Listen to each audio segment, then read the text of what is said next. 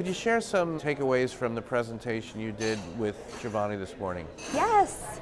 It's amazing to see CPG marketers leveraging tons of different video assets and creative versioning based on audiences. I come from the land of entertainment. This is something we've seen movie studios and TV networks do for years, but to see a major CPG brand like Chobani embrace this ability to use sight, sound, and motion to tell your creative story in many different formats and forms, I think is a sign of things to come for the opportunities brands have to better storytelling.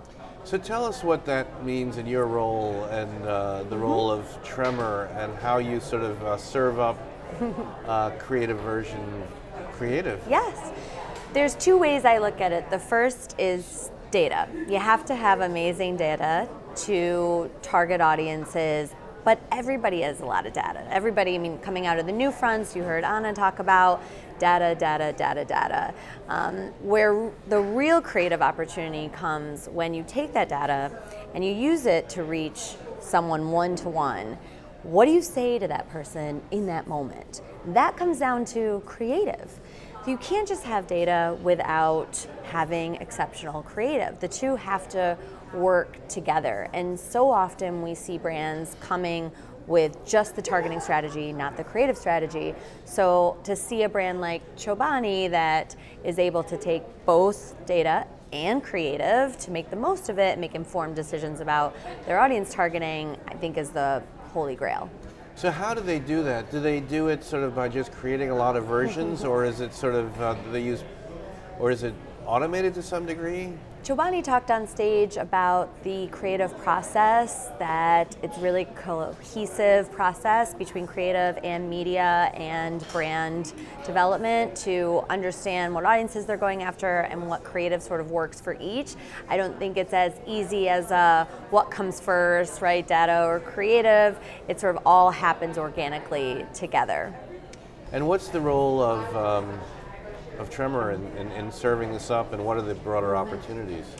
At Tremor, we have exclusive data partners because, again, if everybody has data, you have to have unique and interesting data that isn't available everywhere else. We want to have data that is uniquely applicable to certain audiences. So in this case, we have data partnerships with many curated partners. One of the ones that we're talking about here is Alfonso, which is our TV viewership partner, in which, married to our video optimizer, we provide a exclusive look across 34 million households for video retargeting.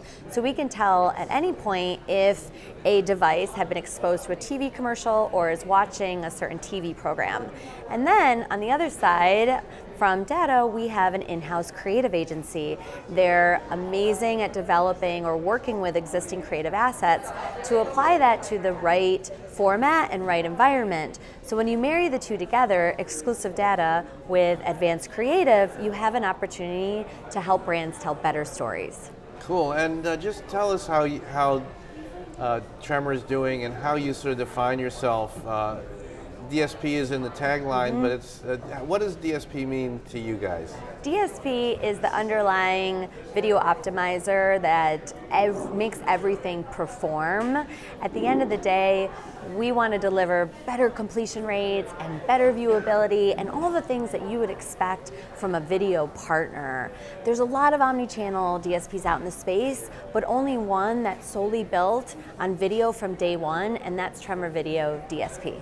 Cool, and what are things you hope to take away from today and here at the summit? Some of the big topics you think that should be solved? I'm excited to hear more about transparency. I think that's a huge call to action from partners to be more forthcoming with ad placement and what brand protection solves that we have as an industry.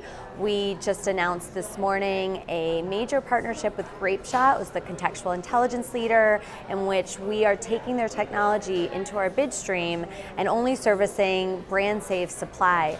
And we're doing that at no cost to advertisers, which is something that's very different than all the other partnerships that are out there.